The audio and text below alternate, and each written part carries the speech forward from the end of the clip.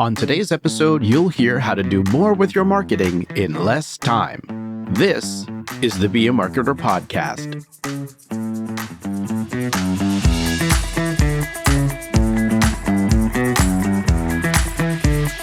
Be a Marketer. My name is Dave Charest, Director of Small Business Success at Constant Contact, and I help small business owners like you make sense of online marketing.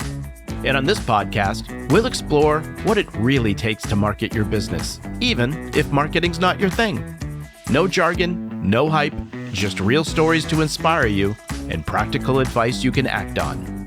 So remember, friend, you can be a marketer. And at Constant Contact, we're here to help.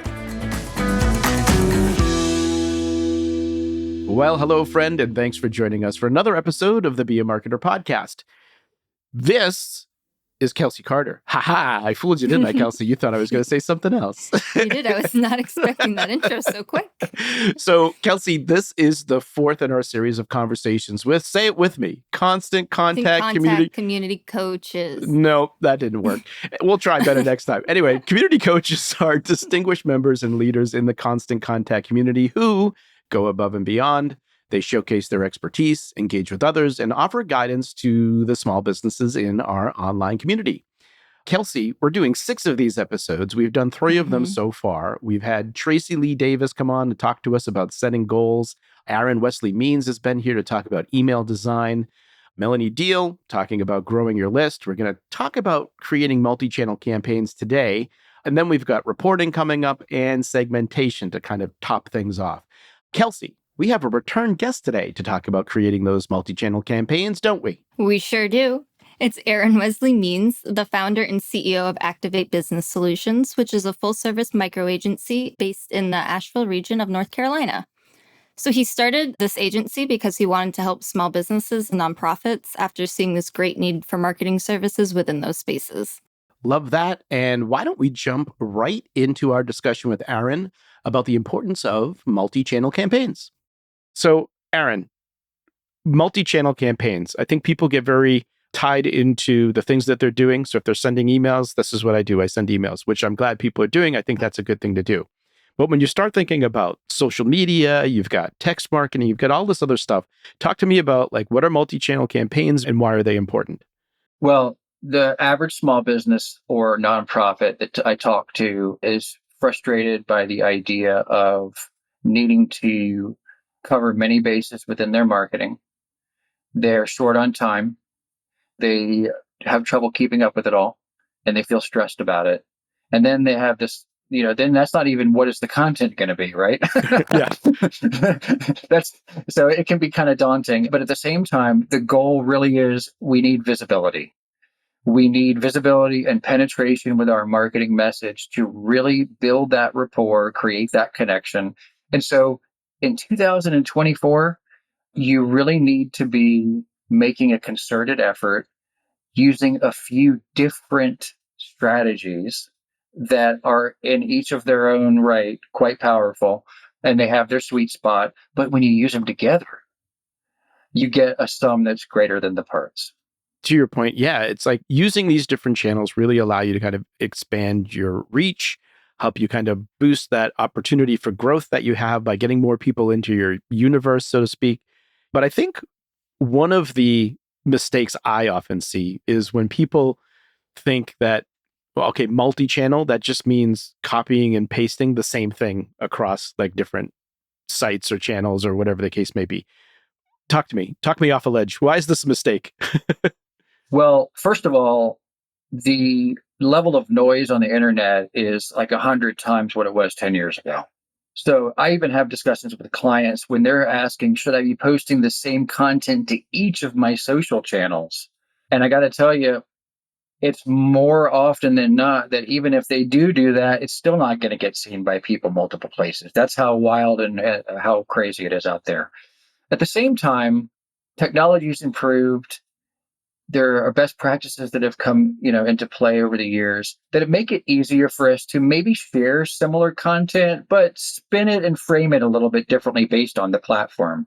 And so a social post might look a little different than an email, would definitely be different than a text message marketing. Yeah, I think this is really important for people to hear because I think again, I think sometimes it's about thinking about, okay, what is your goal with your particular campaign that you may be running? And I'll use campaign as kind of all of the different channels you might use, and really kind of carrying that theme through. But to your point, leaning into the strengths of the particular channel that you're using. I'll give you an example. I can remember when, Constant Contact was bringing SMS to market, right? In terms of a feature that you could then use within Constant Contact. And so we're talking about, getting people thinking about and finding out people's interest in text marketing. And I'm thinking of, on LinkedIn, for example, that's the channel that I kind of focus on a lot in terms of what I do from a social perspective. So we used a poll on LinkedIn, and I asked people like, hey, have you considered this? Would you use it? And so got people thinking about SMS, right? Using a poll feature on a channel that gets some pretty good traction in terms of that. So leaning into what that was. And then we have a Constant Contact newsletter, our Hints and Tips newsletter, which was then able to take that idea and that content of talking about SMS, go deeper with individual articles about different aspects of SMS, but then also have a call out to a webinar on SMS, right? And so again, using the ability of the newsletter to give more information, allow people more things to kind of go deeper into something, right? So getting them thinking about it, allowing them to explore it more.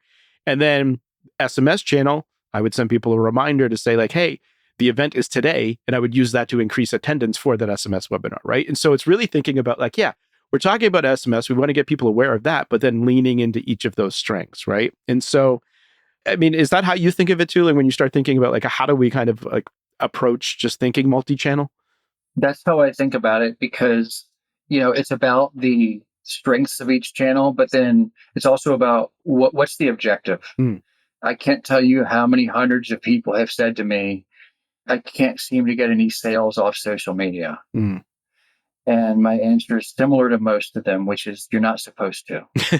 Yeah. You're supposed to have fun, whatever that looks like. It can mean anything. The goal is engagement. Yeah. Building an ongoing trend of people leaning back into your posts and your content because they enjoy it. And then the real sweet spot is this is filling the top of the funnel. If you know what a sales funnel is, if you're listening, those different stages that someone goes through from not knowing you exist to making a sale or a donation to your nonprofit. And the top of the funnel is all about the awareness factor. Social media is, even though it's extremely challenging at times, it is really one of the best no financial commitment ways to continue to build that awareness in that top of the funnel. And so, videos, short posts with images, teasers, running an event even within social to lead them to sign up for something.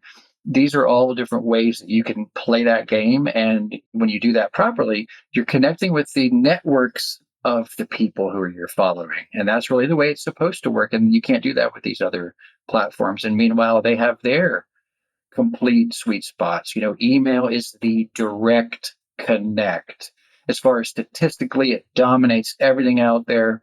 Highest deliverability rate, highest visibility rate. And if you can get them to click and open and engage that email, you're building that rapport. And to your point, Dave, you can put so much more information in that, and it actually feels right. A social post trying to feed you all 6 courses of the meal and dessert before you keep scrolling, it actually usually has the adverse effect. But an email that starts to tell the story of what this campaign is about, gives them a little more information and maybe that call to action. It feels good. It's personal. It's visible. And then text is just like you said, it's tactical. It's that inside circle VIP. Hey, we're letting you know about something. It's meant to be short. It's meant to be surgical. And it's meant to really make them feel like, hey, I've got some value from being on the inside circle of this. So the style of the content presentation, and then also using each of these to accomplish the goal. And the goal isn't the same for each of these in most cases. So, that's one way to look at it. Yeah. One of the things I find frustrating, and I know business owners out there probably feel the same, and I think there's a difference between there's the businesses that are kind of built online, and so their job is to be online all day. But then there are other businesses that do other things that aren't online, right? And so you have to figure out how do you use those digital tools, right, in a way to help you, but know they're a place that you're not going to be all day long, right? And so I think one of the challenges is kind of the the dictates of social and these other channels is that you've got to figure out, okay, like, all right, I've got to figure out time how to create the thing for this, how to create the thing for that, which leads me to, which I'm excited about. And I hope more people start to take a look at it, but I want to have your point of view on this. But when we start thinking about the campaign builder within Constant Contact, we talked about this idea of having a goal. What is that we're trying to accomplish, right? What do we want to do? And then entering in that information and giving some ideas of like the things that you're trying to do. And then what would typically take you time to plan and figure out, Constant Contact will spit back in minutes a plan across multiple channels on that thing. And so you've got your social post. Maybe you need an event, right? And have people in. You've got the emails that you should send in conjunction with that to support that. Talk to me about your experience playing around with Campaign Builder. Campaign Builder is the coolest thing that I have seen since I started in digital marketing. It is the coolest thing I've seen because my clients have questions that it's conditional logic. They solve the answer to one question and they have new questions they need answered before they can move into action. And it does very much resonate with what you said, Dave. They need to first learn email marketing. They need to learn the platform. They need to learn a cohesive strategy for what content to send. And then social media. And then how many channels should they have? And then they need to have a schedule for it. They need to keep on top of it. And text marketing can feel a little overwhelming. And that's new. And how do we get them to opt in for that?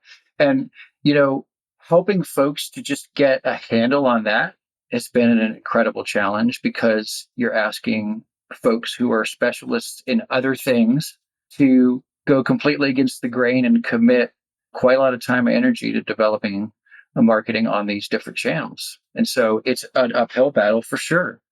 And Campaign Builder is mind-blowing because by answering the questions of what your goal is, what's the timeline of the campaign, describe it, give us some explanation of what it is you want to be marketing here, it will, like you said, unpack a whole calendar of content pieces, elements from an announcement to it's on, to reminder, to last call, emails, social posts. People don't know that Constant Contact's dashboard has a full-blown social media manager right there. So being able to create social posts with AI woven right in that content generator, and the AI content generators right there in the email builder, right there in the social builder, in the text builder. And so having a platform that you can build and schedule social posts from is amazing. The Campaign Builder reaches into each of these components within Constant Contact, lights them all up, and puts all of them on deck for you. So, I've already done maybe 6 webinars about this since April because I can't explain how many times around the track we are giving people an edge here before they ever even step foot. Somebody can know very little about marketing, have very little time, be able to go into Constant Contact, set up their brand kit, which informs all the different pieces, create multi-channel campaign, answer a few questions, have it draft and map out multiple campaign components over the course of a calendar that you can then edit, change, update, tweak, make your own, and set up, and then make it active. And so I've now seen folks that are quote unquote not techies doing full campaigns with the Campaign Builder in 5 or 10 minutes. And, just going in and cleaning up the details, changing out images, deciding they want to put their logo or their catch line in a certain way here and there. And within an hour, they've got an entire promotional campaign laid out, all the content done. AI has mapped out and set the table for them to come in and finish the meal. It's completely mind-blowing. I love, too, the fact that, I think in a perfect world, right, we could send one social post, we could send one email, and everybody would do the thing, right? The unfortunate part is that not everyone is... There was a time, Dave, I think that was 2008. Oh, was that the time? Yeah. Yeah. That existed for maybe a year.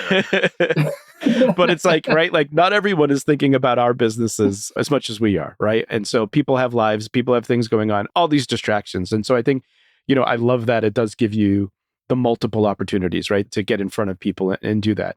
I want to recap here a bit, right? So multi-channel marketing, it really allows you to expand your reach, right? Help you grow your business because you're bringing more people into the fold, as we mentioned. You really do need to lean into the strengths of each of those channels that you are going to use, though. It's not as simple as a cut and paste, right? Because each has its own little quirks and things that perform better on those channels. And so it's really about carrying a theme across each of those channels that you're using. And really, again, you can save time and really get to a nice output for yourself when you try to, Constant Contact's campaign builder to really get that multi-channel campaign and marketing campaign aligned with the goals that you're trying to reach. Aaron, this was a great conversation. Thanks again and appreciate your insights here. It's my pleasure, Dave. Nice to be back with you. I hope you enjoyed this episode of the Be a Marketer podcast. Please take a moment to leave us a review. Just go to ratethispodcast.com/BAM. Your honest feedback will help other small business marketers like yourself find the show. That's ratethispodcast.com/BAM. Well, friend, I hope you enjoy the rest of your day and continued success to you and your business.